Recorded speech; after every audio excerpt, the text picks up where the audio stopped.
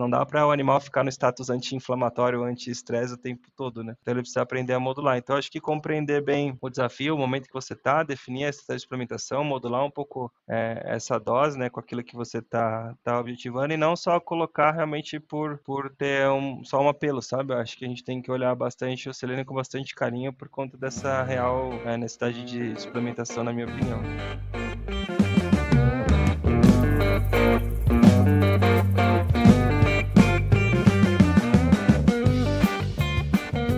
Olá, ouvintes! Meu nome é Gustavo Almeida, sou médico veterinário, nutricionista de vacas de leite e host aqui do Mais Rumen Podcast. As nossas métricas mostraram que 82% de quem assiste os nossos vídeos ainda não está inscrito no nosso canal.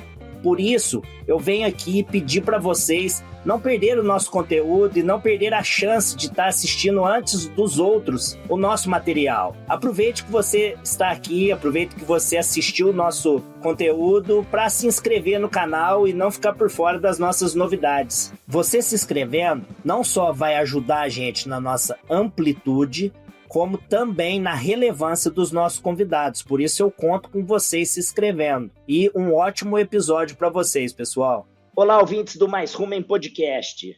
Hoje vamos receber meu colega, médico veterinário, Rafael Santos. Rafael, por favor, se apresente para os nossos ouvintes. Olá, Gustavo, tudo bem? Obrigado pelo convite. É um prazer estar aqui com vocês hoje. Meu nome é Rafael Santos, então sou médico veterinário. Me formei pela USP, né? Tenho um MBA em Gestão Estratégica e Econômica de Negócios pela Fundação Getúlio Vargas. Já estou aí há 10 anos trabalhando no mercado de nutrição e saúde animal e atualmente eu sou gerente de categoria para a América Latina aqui na Adisseu. Então, eu gerencio o portfólio que a gente chama internamente de resiliência animal. Então, são todas as ferramentas que a gente emprega na nutrição, né? Para promover saúde e resiliência. Então, garantir que os animais a campo eles fiquem mais preparados para o desafio e que a gente possa ter uma produção bem amparada nas tecnologias mais atuais que a gente tem aqui no mercado. O Mais Rumen Podcast só é possível através do apoio de empresas inovadoras e que apoiam a educação continuada na bovinocultura brasileira. Adisseu, produtora do Smartamine M, a referência global em metionina protegida para ruminantes há mais de 30 anos. Novonesis, transformando o mundo através da biologia. Tortuga, há 70 anos liderando o avanço no campo. Ilana, agilidade e precisão na análise de alimentos, com opções de resultados em tempo real. Rumenzin, tradição que gera confiança. Silovax Ultra, mais eficiência no silo, mais desempenho no coxo. Um produto Vaccinova. Rafael, como é que você foi cair nesse mundo aí da metionina? Conta aí pra gente. Bem, eu caí no mundo da selenometionina, eu brinco, né? Assim, é a molécula que eu já trabalho aí praticamente dia e noite nos últimos 3 anos. Mas eu comecei a ter contato com o mundo dos aditivos e essa tecnologia já em 2018, né? Eu passei na minha carreira, trabalhei um pouquinho por uma empresa de premix. Então, desde lá, já tinha 3 anos mais ou menos o produto no mercado, eu já era um cliente, já acreditava naquilo. Então, o mundo do premix me abriu a porta para ter contato com bastante tecnologia, né? E dar uma visão também comparativa, né? A gente podia explorar bastante os aditivos, né? As coisas que a gente decidia utilizar nas nossas formulações. Então, pouco a pouco eu fui me encontrando aqui no mundo dos aditivos, né? Foi a minha primeira período de carreira, então comecei numa empresa também com a parte de ingredientes mais da parte natural, né? Com emulsificantes, com óleos, com até alguns corantes, né? Que a gente costumava usar no passado. Então, eu fui aos poucos me acostumando aí com esse mercado e me mantive. Tinha um período fora um pouquinho, né?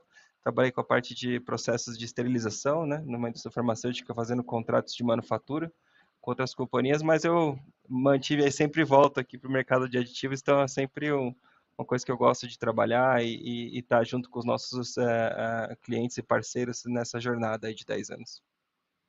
Eu tive a oportunidade de trabalhar numa premixeira também, foi meu primeiro emprego, e ter contato com as matérias-primas e poder desenhar a solução, eu acho que é algo que muda bastante a nossa percepção dos produtos da fazenda e como se posicionar no campo. Eu acho que é uma função bem bacana. Rafael, qual foi o estalo que te deu aí, pra você pensar na nutrição de precisão como um caminho de vida?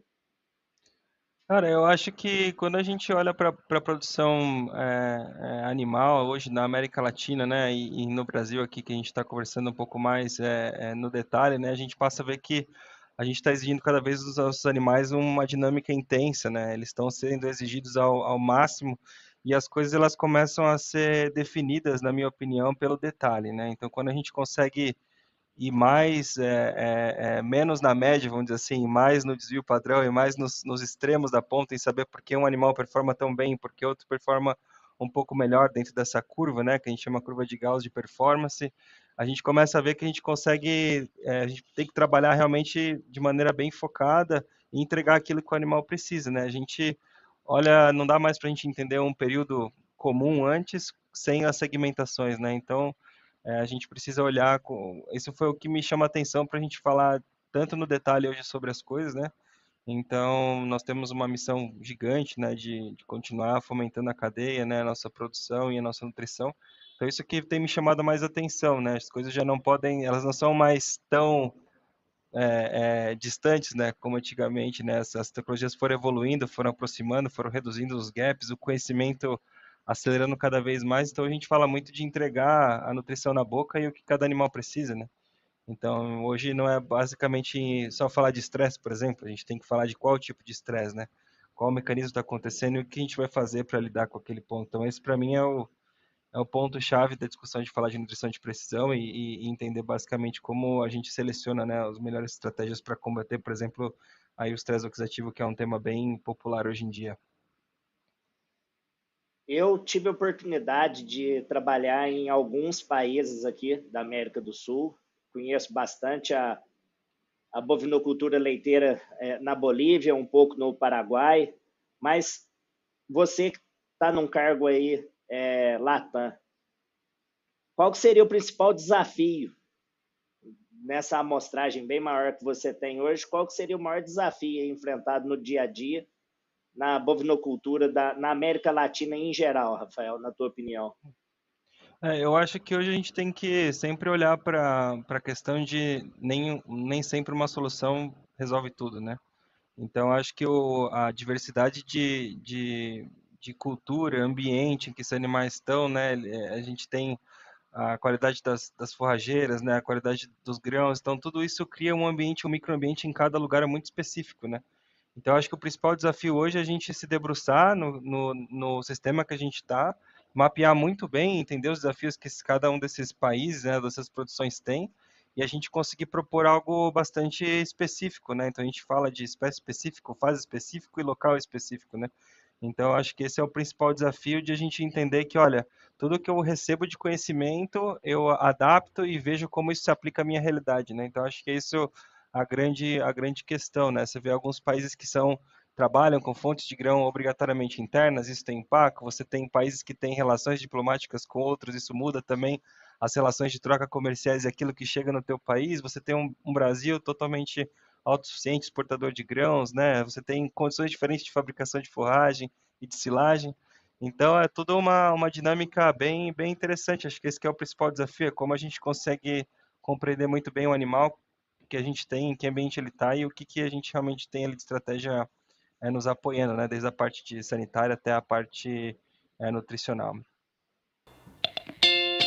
A Adiceu, líder global em soluções nutricionais, é a fabricante do Smartamine M, a metionina protegida de maior excelência para ruminantes há mais de 30 anos.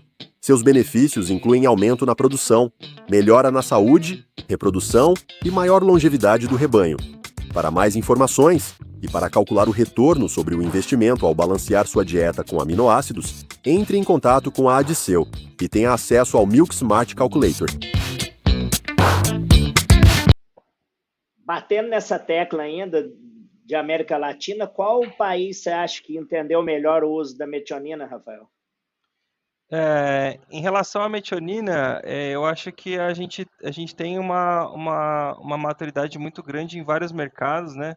Mas eu vejo assim o Brasil realmente avançando a passos largos, né? A gente vê os Estados Unidos já com uma adoção também bastante forte, né? Então acho que os grandes mercados produtores eles vão se desenvolvendo à medida que eles vão encontrando barreiras bastante claras, né? E eles chegam a um nível de produção que já não dá mais para não pensar, né, na tecnologia, né?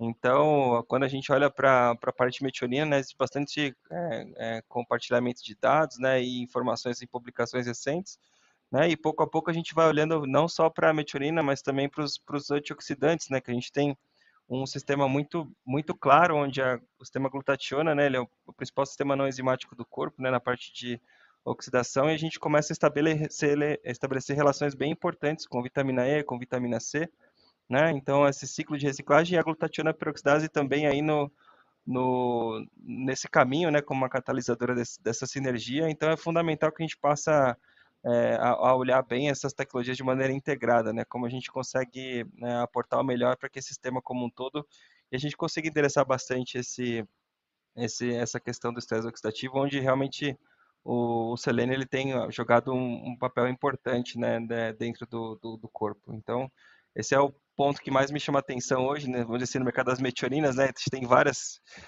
formas de metionina, mas também a gente, aqui na minha vida e na minha carreira profissional, eu tenho falado muito sobre a selênio metionina, como ela participa bastante nesse processo.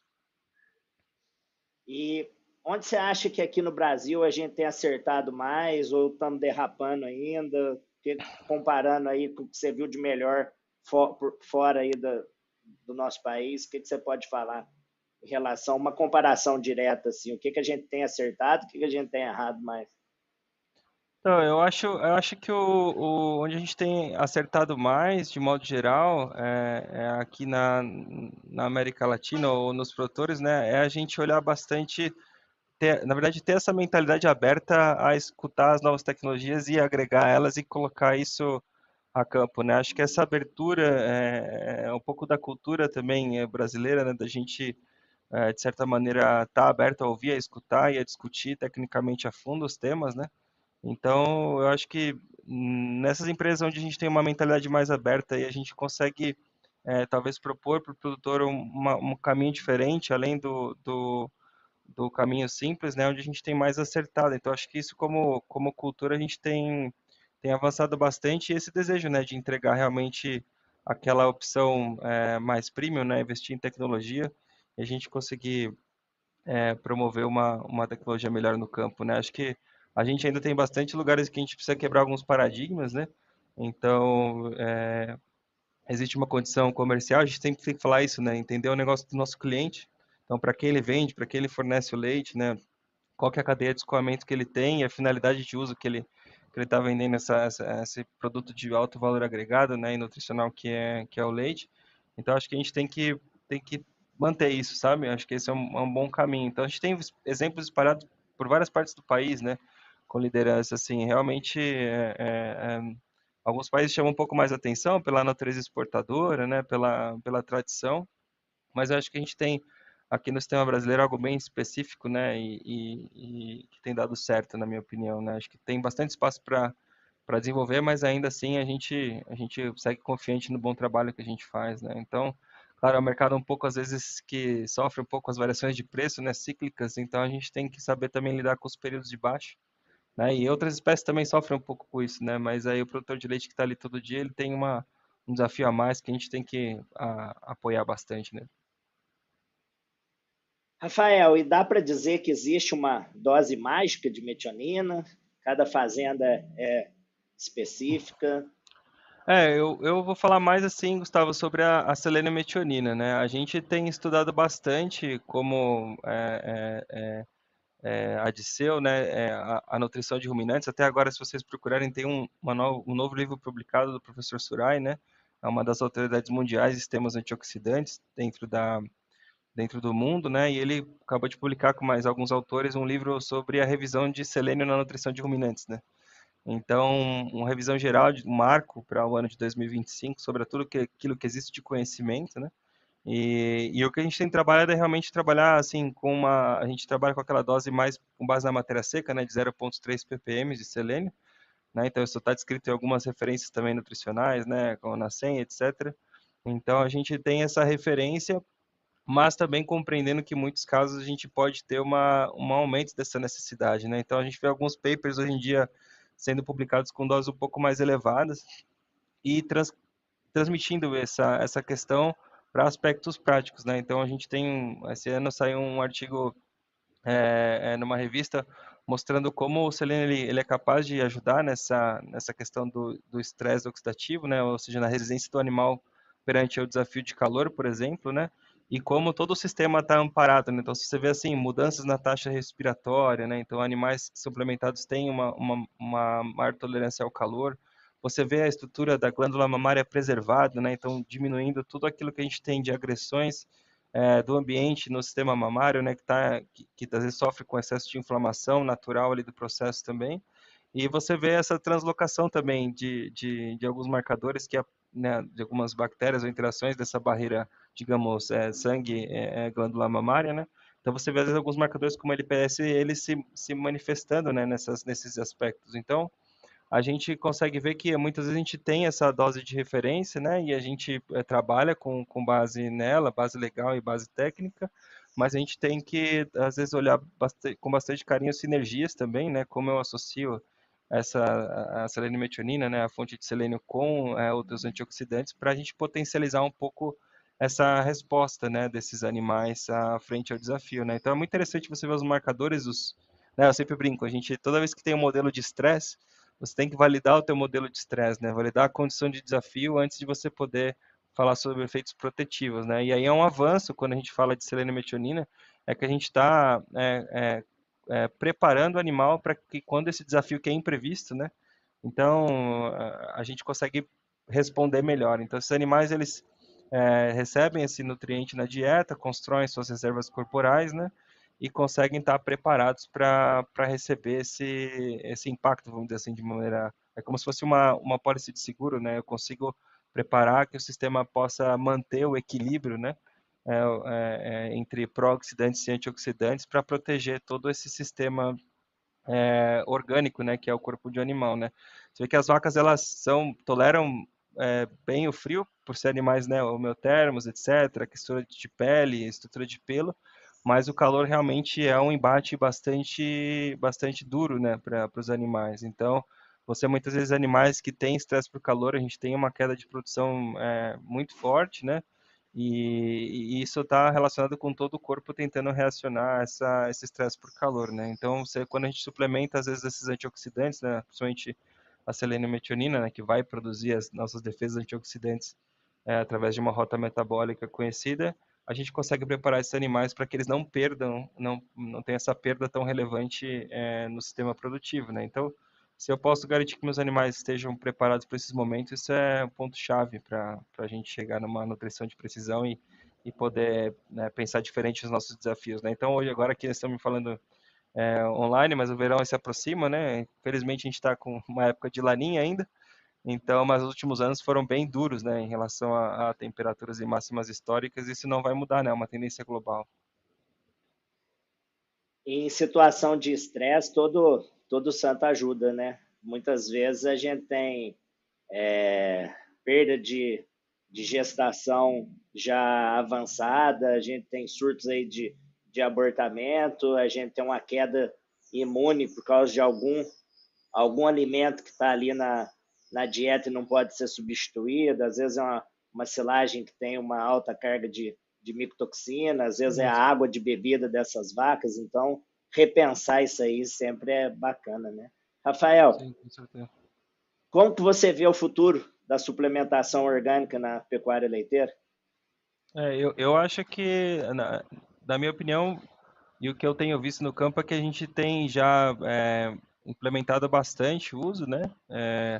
Ainda temos uma maturidade para convencer e educar, né? Às vezes a ponta sobre os benefícios, né? Entender, mas eu vejo que entre já os níveis técnicos a gente já entende bastante os benefícios, mas acho que a gente ainda tem muito espaço para educar, né? Quando a gente faz uma análise de quantos mercados ainda não adotam ou fazem animais que têm um benefício escrito na literatura e ainda não adotam, a gente ainda tem um espaço muito grande de educação, né, para a gente talvez sair dessas fontes de selênio mais antigas, como o sileito de sódio, que cumpriram aí seu papel na história em relação ao comprimento e a resolução da carência, né, para começar a pensar realmente que esses nutrientes, né, na forma orgânica que a gente popularmente chama, né, eles vão ir muito além de atender o requerimento, né? Então a gente ainda tem bastante espaço para explorar. Vejo que tem se popularizado, né? Não é, hoje você não chega para uma conversa e alguém já não ouviu algo, ou já não tentou algo, ou tem uma linha que contém essa tecnologia,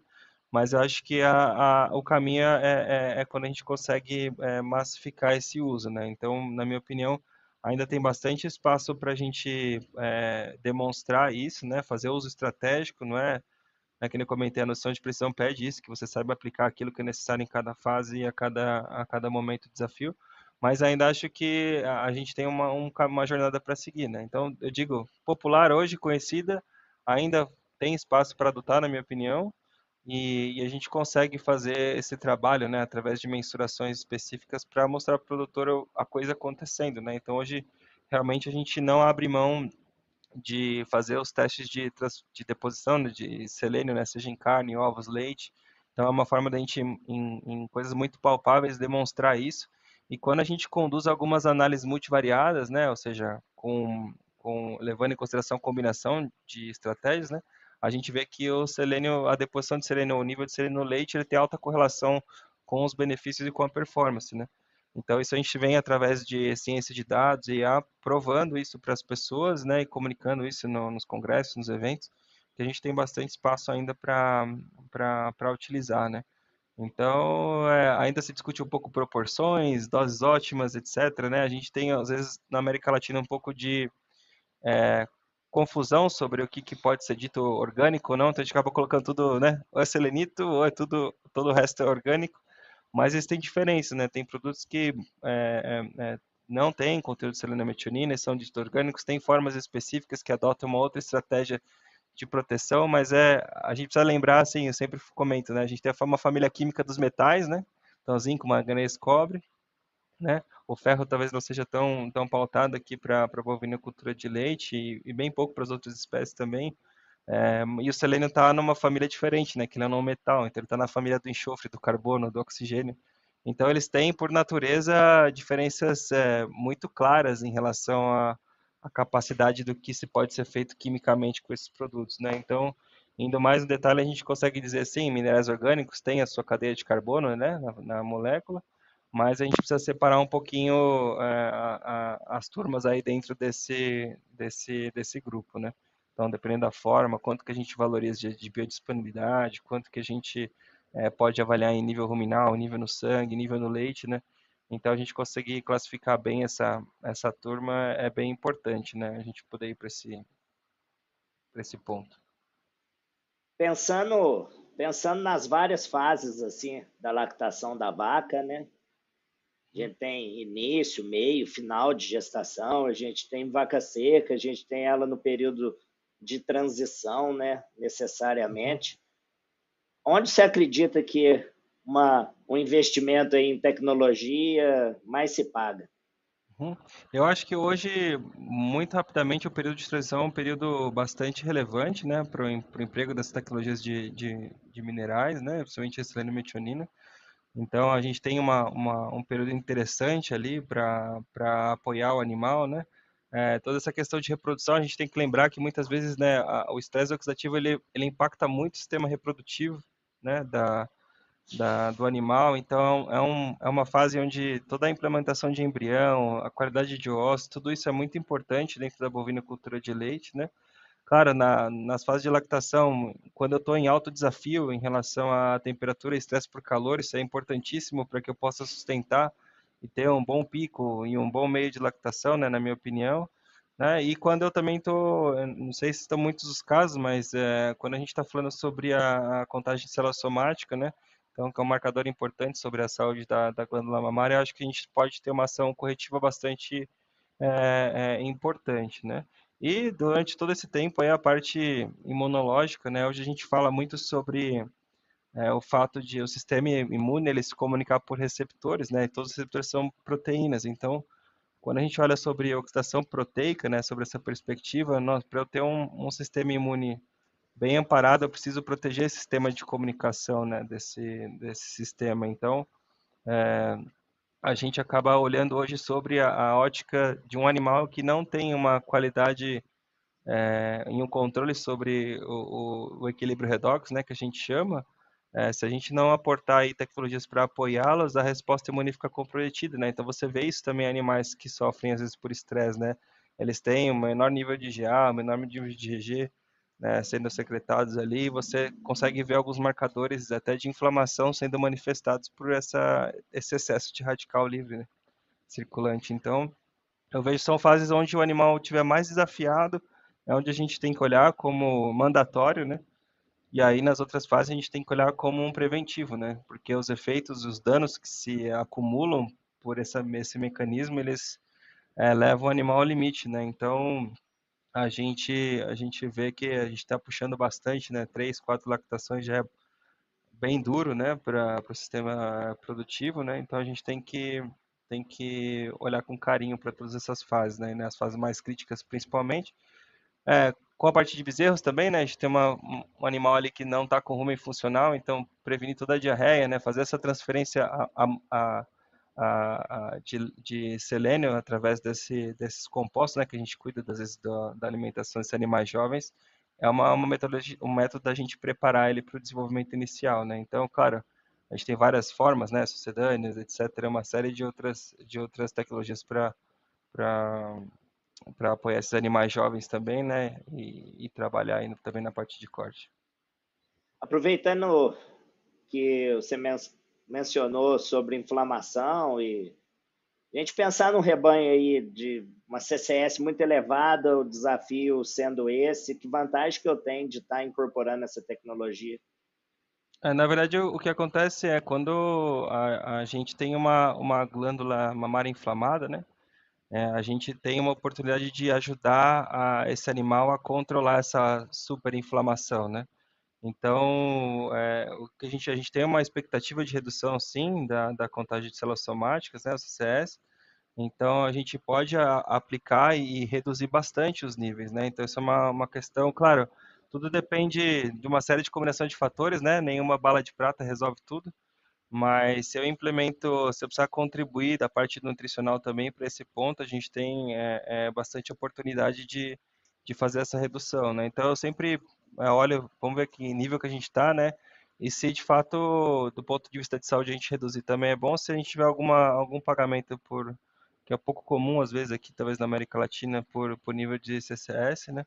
A gente poder agregar um valor, né, nesse leite. Mas basicamente a gente faz o que? A gente ajuda essa inflamação que está na glândula mamária a ser modulada, né? Então a gente consegue fazer com que esse animal, mesmo em condições fisiológicas, ele recupere e avance melhor desse mecanismo controlado, né? Conversamos agora da qualidade do leite, né, do CCS. Se a gente extrapolar isso aqui para sólidos, você vê vantagem? O que você me diz? Para sólidos a gente não tem olhado muito na questão da selenometionina, né?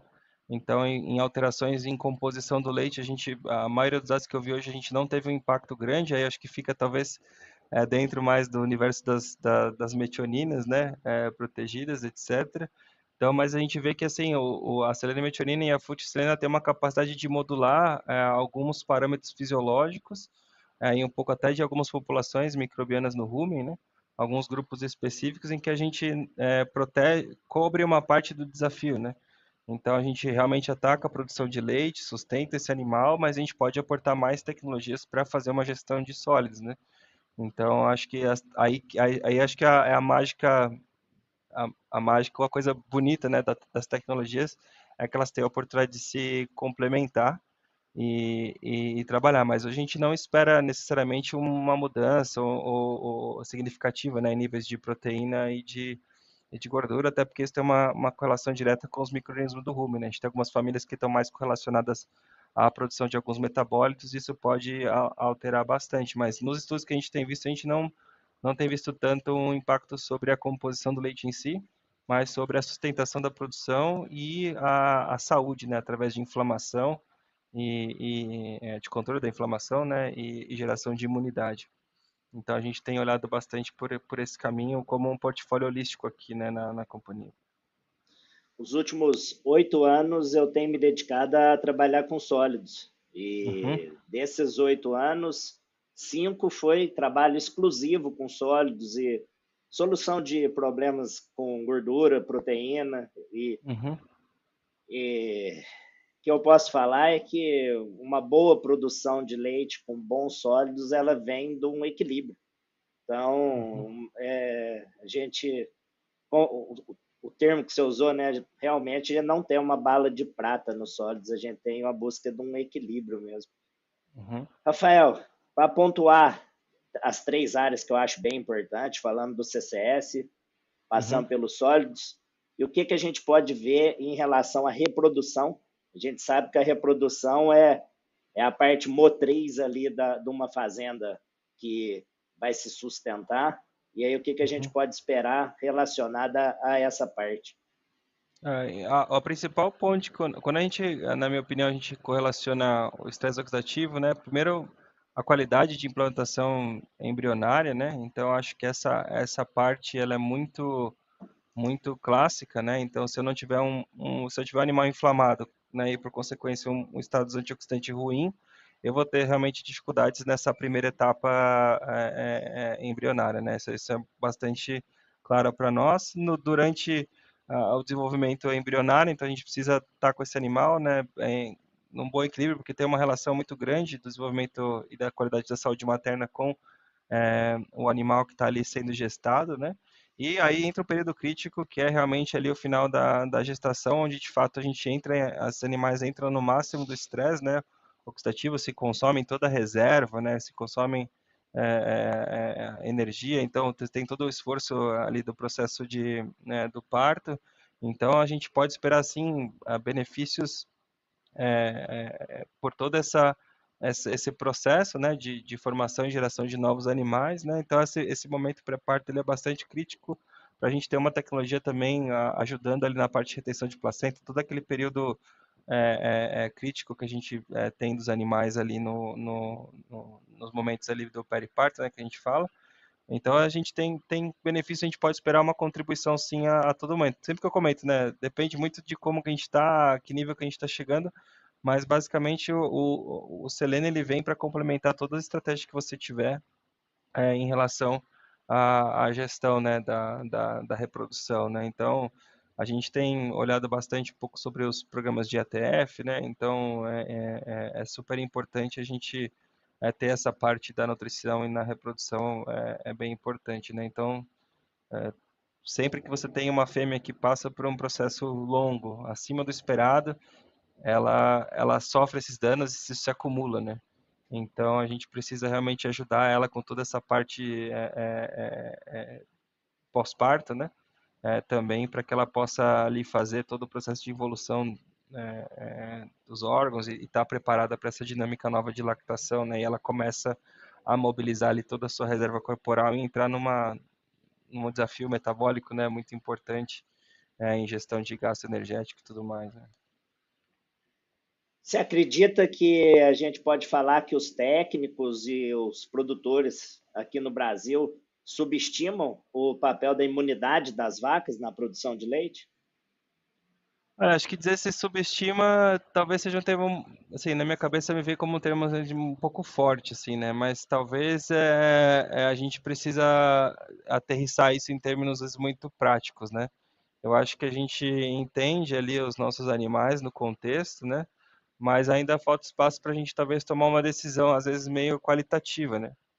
Então, realmente, isso para mim deve ser o futuro, né? A gente tem bastante tecnologia para apoiar, mas ainda acho que a gente precisa através sempre por uma forma mais palpável, né? Que teste que a gente pode fazer, né? Eu posso talvez conduzir pesquisas aplicadas a campo em parceria com os produtores, né? Com associações e trazer isso de uma maneira um pouco mais pragmática e prática para o dia a dia desses produtores, né?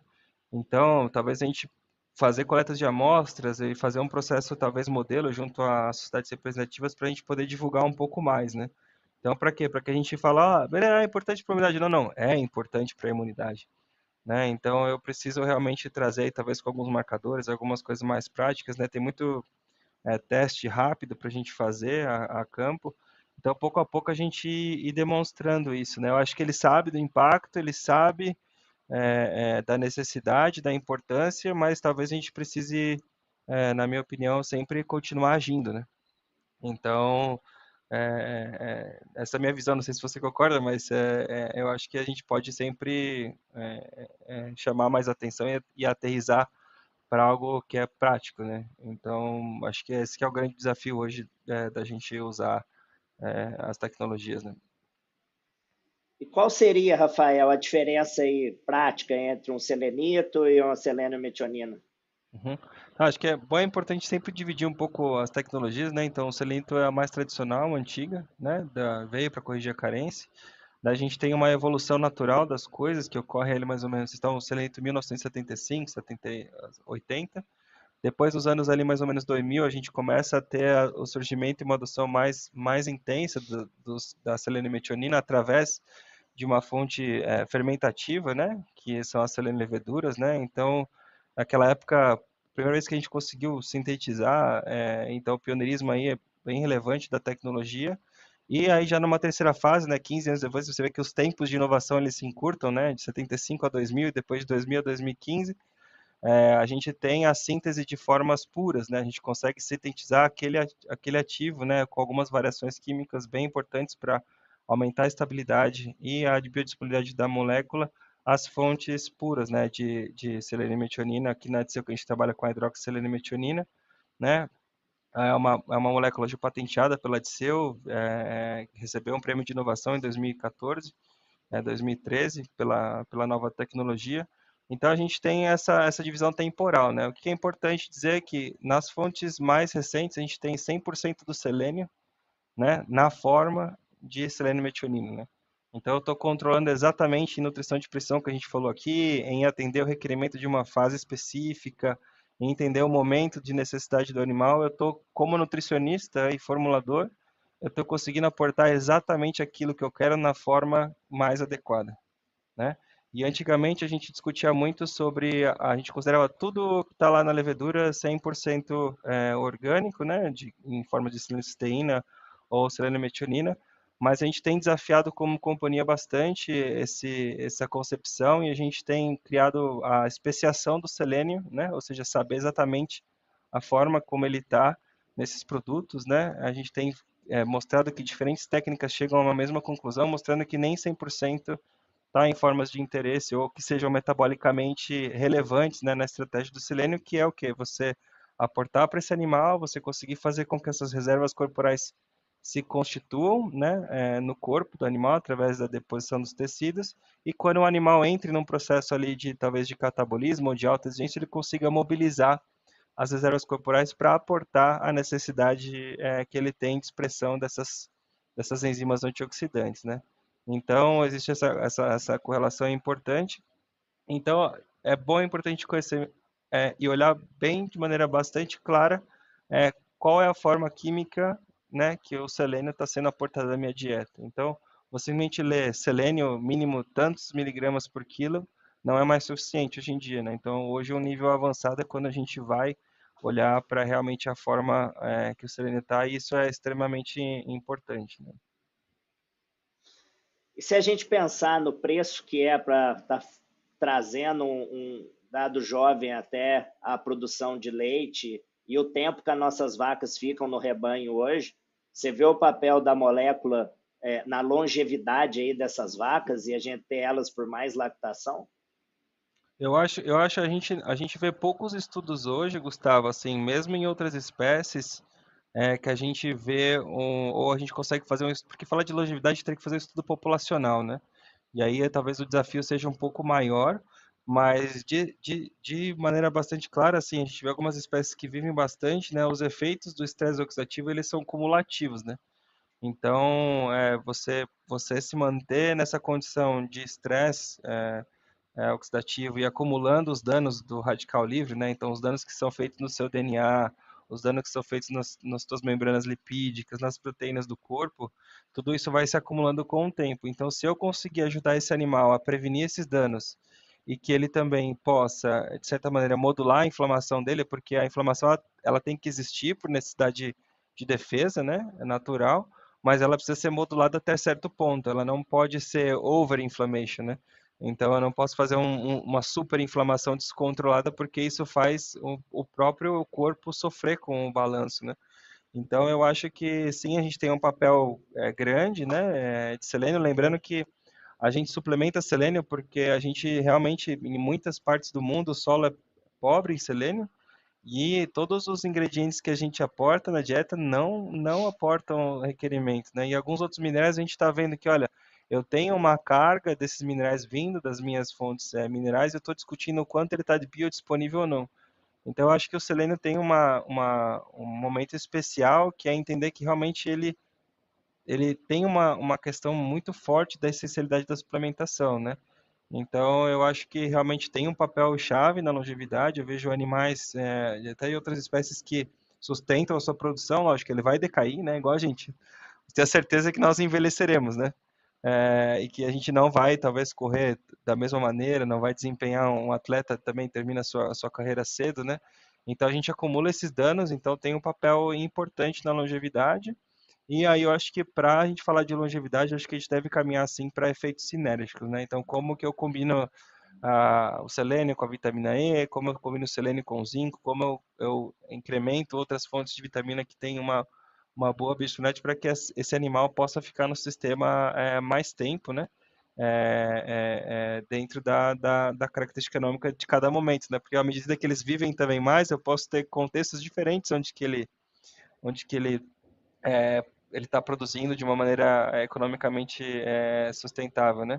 Então eu preciso realmente manter esse animal bem aportado e eu vejo isso, acho que para o futuro as pesquisas devem sair nesse sentido, mostrando longevidade, né, e minimização de problemas aí de ordem metabólica e imunológica, né?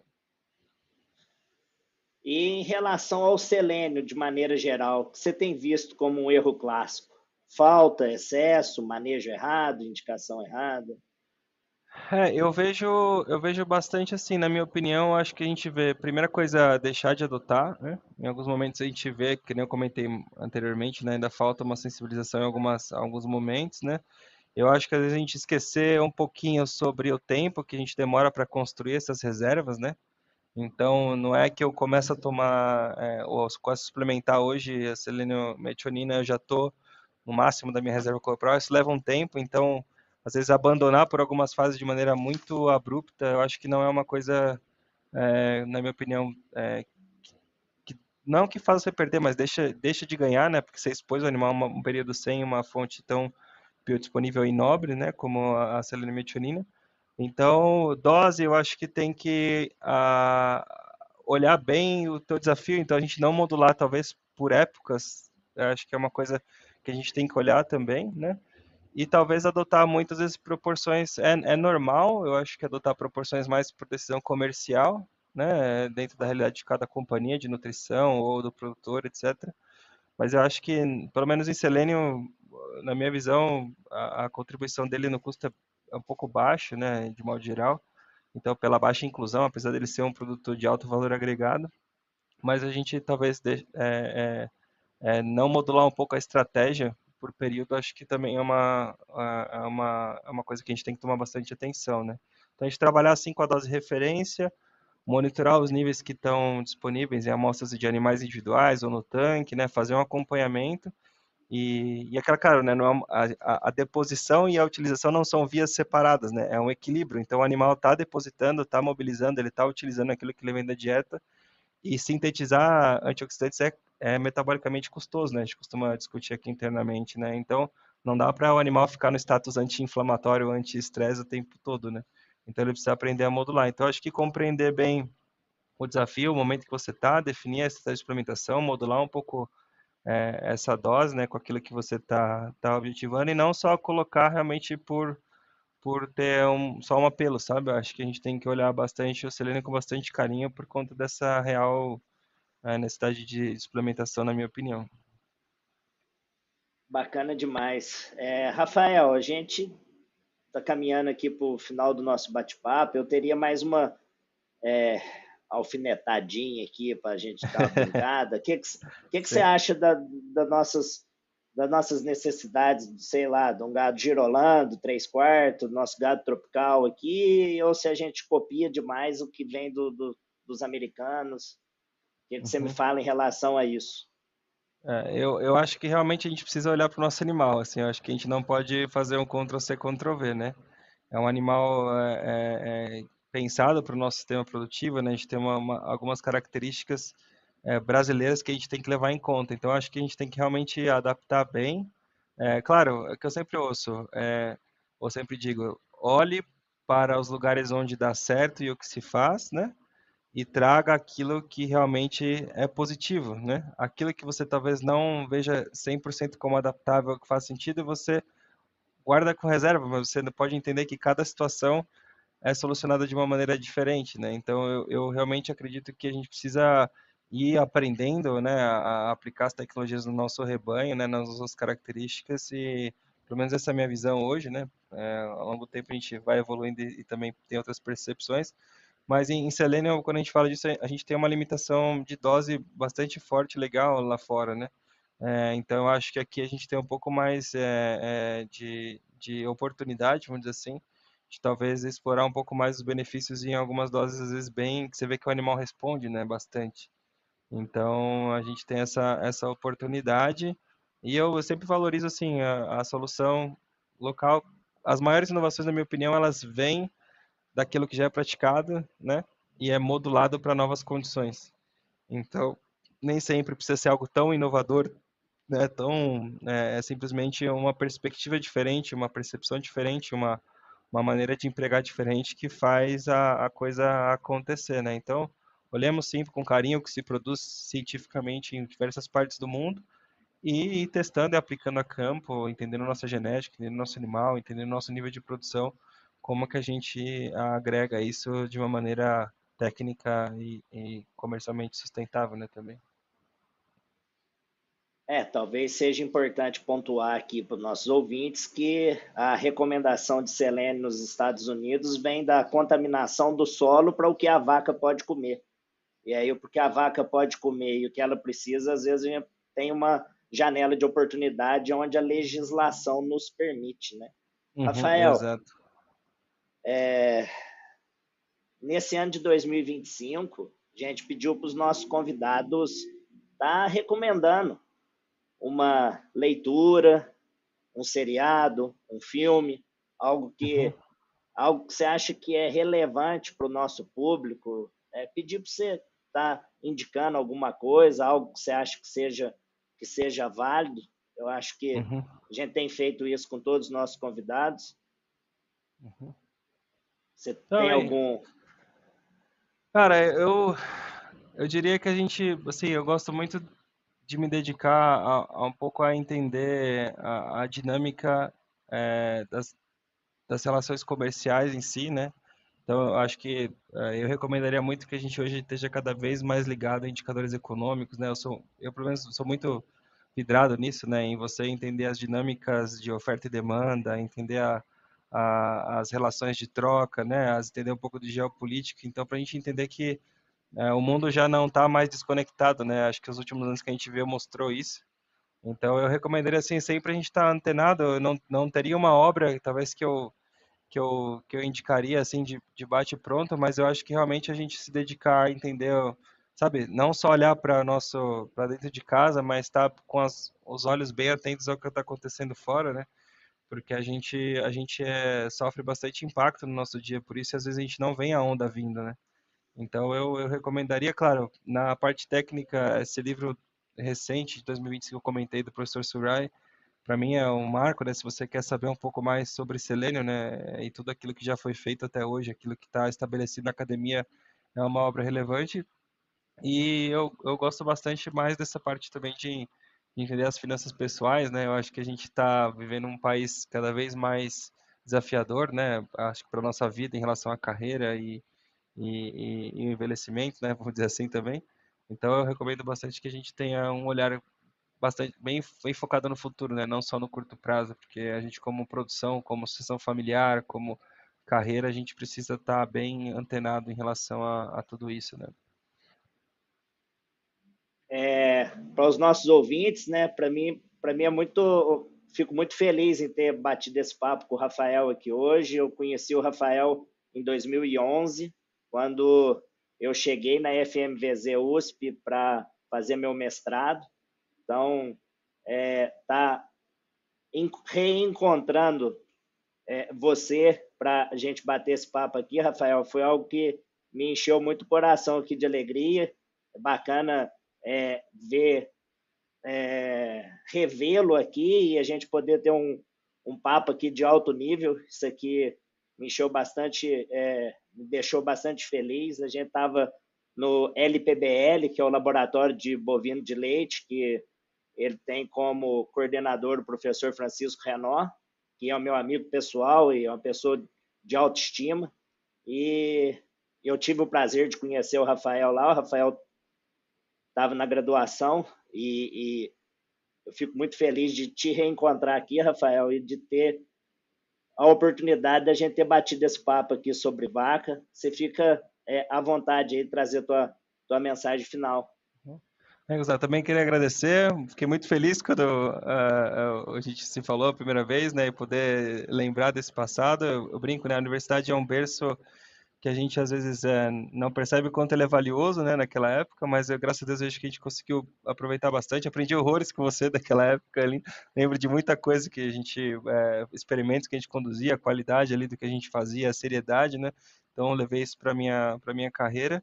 E entender que as pessoas, né, que passam pelo nosso caminho sempre têm a contribuir com a nossa história, com conhecimento, com parceria. Então, para mim, é um prazer enorme participar aqui do podcast. Né? Claro, tenho bastante conhecimento, tenho muito o que aprender, a gente nunca para de aprender, né? Então, a minha mensagem final é isso, é que a gente continua construindo conhecimento e a gente muitas vezes vê que essas interações humanas são o que levam à evolução, né?